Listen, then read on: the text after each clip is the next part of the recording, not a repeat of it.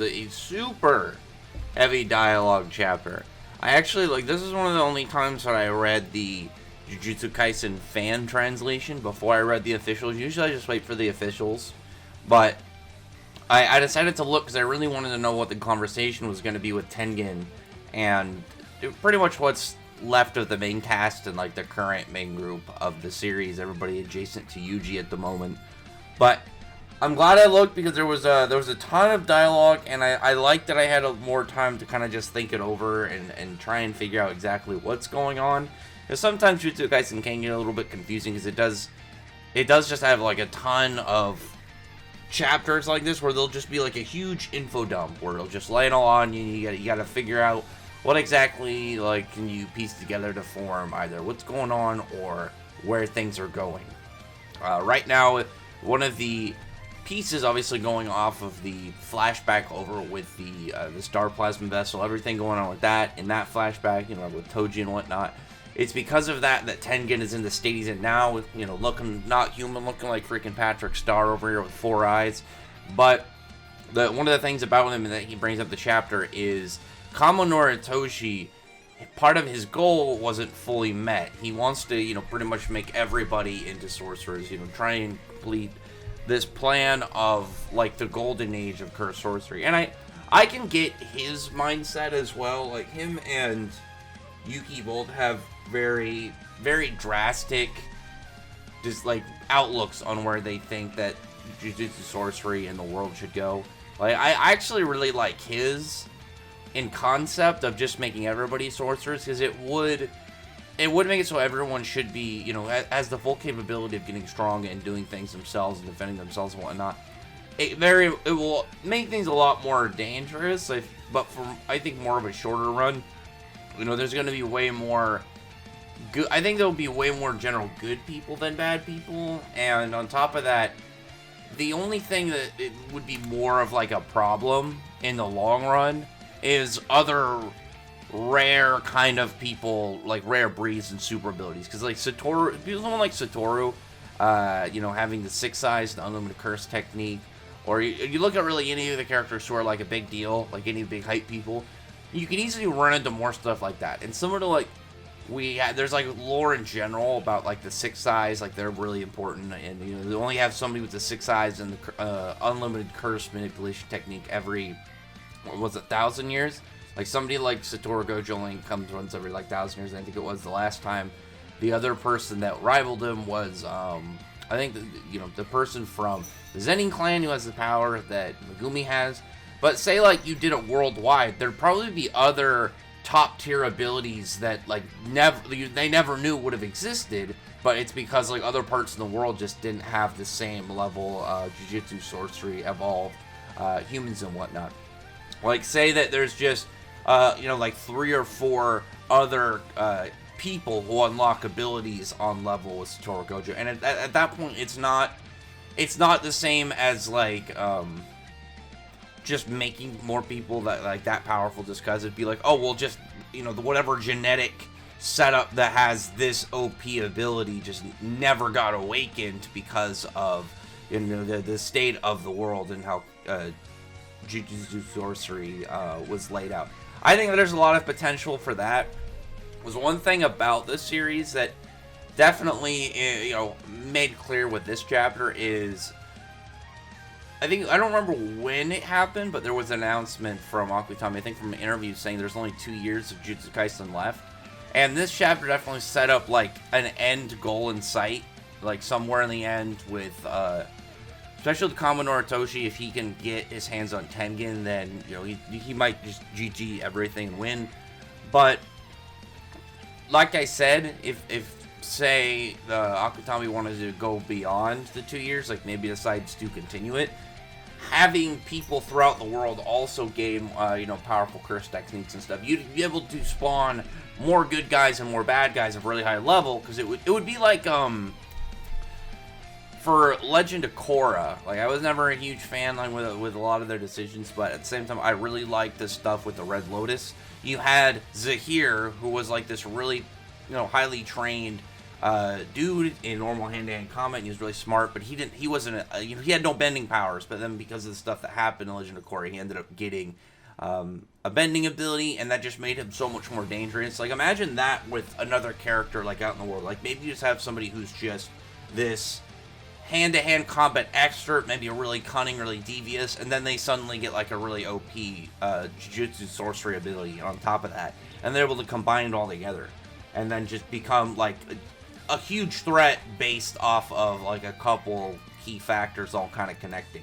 There's a lot of potential there, like I said, but we'll see exactly where that goes. Like, it could easily end just where the author like intends it to. It comes down to Akutami at the end of the day.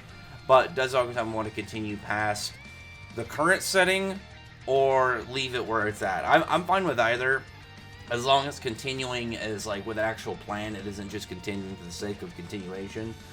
But one thing that was discussed in the chapter was that because of Tengen not getting the Star Plasma Vessel to merge them, he's kind of like evolved in this higher level being. But because of that, he's closer to a cursed spirit rather than a human. So he is susceptible to the cursed manipulation technique that Kaminor Toshi now has with Geto's body. So if he can get a hold of Tengen, he can eat him and gain his abilities. And that's how he wants to pretty much evolve all of the people into Jutsu sorcerers. Like, he needs this ascended power. Because one part of what Tengen's talking about is he's only able to really exist because he has the barrier set up. Like, if he didn't, he would have almost this, like, alive yet not alive status, some higher being. Probably, like, I would just assume some form of, like, energy being, something that doesn't have, like, a legit shape. Whatever his total powers would be is more of my question. Like, would he be capable of? Would he be able to just, like, mess with reality or do stuff with the world? Or is it just, maybe because he's such a higher level being, it would just evolve whatever powers Kaminor Toshi has. Like, completely upgrade his level of capability and just general skill through, OP whatever godlike powers Tengen fully has. But there was a point in this chapter I fully predicted. I felt like it was predictable from the standpoint of there's no other potential way it could happen. That was his whole thing. Is like, I want two people to stay here and guard me, in exchange for giving them information and stuff. It had to be Yuki and Choso. It legitimately had to be, because like the thing is, like, Choso being around, I do feel like is a really, like, it's a disaster waiting to happen, because he's acting normal now, but say a character figures out who Choso is and all the people he murdered just for the sake of the cursed spirit's plan, that's gonna piss some people off. That would piss me off. Like, why is this guy on our team? Like, he not only was killing random civilians, he was doing it literally for the sake of just distracting Satoru. Like, it wasn't even like they were eating humans or something. They were just killing them pretty much as like a distraction point, and that would drive me insane. I'm like, no, we can't trust this dude.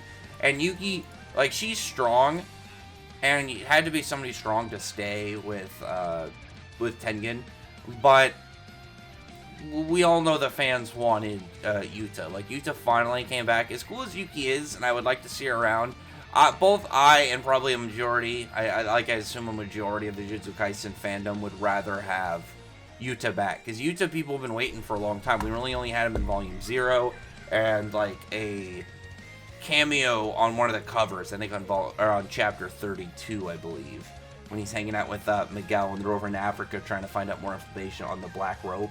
Because that's one of the things actually brought up in this chapter I was surprised about, is there's only a couple things really that they need right now, because Tengen brings up the back of Prison Realm, so there's like a front door and a back door, and they just need to get a way to nullify the thing so they can let Satoru out. There's 3 things that can do it. There's the inverted heavenward spear, which is the dagger that Toji used to cancel Satoru's infinity and stab him. There's the black rope, which disrupts curse techniques, which we saw in Volume 0. That's the one that dude Miguel had. He was actually able to mess with Satoru's infinity with it, but every single time he would use it, it gets slightly shorter, and it takes years and years and years to make by a bunch of, like, high-level shaman in I don't know if what country specifically the dude from Africa is mentioned. I don't know if he says. I'd have to go back and look at Volume 0.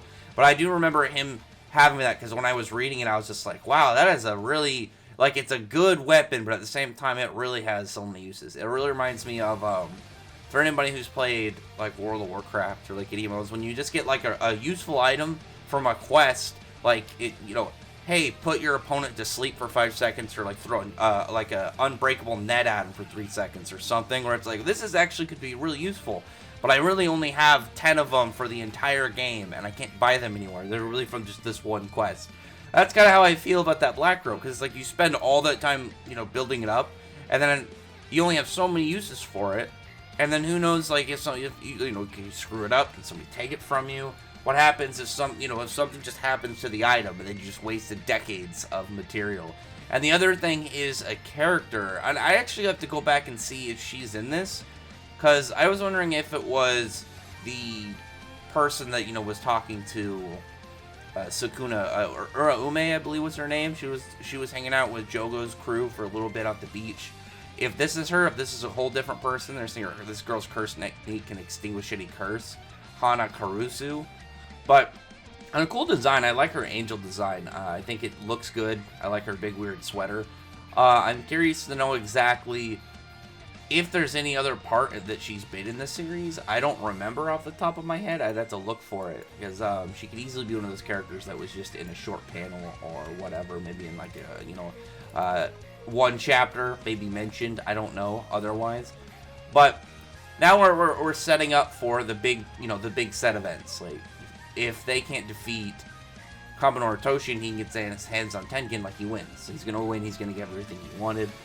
I kind of hope that he succeeds in the point of at least making everybody a sorcerer, because I do feel like that would suck at the start, because you have all these people with powers with no control or training. They're probably going to go wild, and you're going to get a lot more bad. I think you'd get more of a flux of bad guys early on, but you would end up getting more good people in the long run. But we'll see. Like that's obviously something for the future. Anyway, other than that, though, comment below. I thought this was a pretty solid chapter, really good at setting up the severity of what Kamo is doing and what is on the line if they fail. But for now, we're just going to be waiting until things kind of really start moving along progress-wise and plot-wise, rather than more important setup. Granted, like I said, I enjoyed the setup. I want to see more of what's going on. I did like Toji being dropped in the chapter. Always cool to see. He's still one of my favorites in the series. He's just such a badass. I mean, Megumi's probably my favorite too, still. So, everything along that bloodline is always a big plus. But anyway, other than that, comment below, thumbs up the video, turn the like button, subscribe button, check out my other videos. But other than that, appreciate everybody's already subscribed. Thank you all for listening. Bye.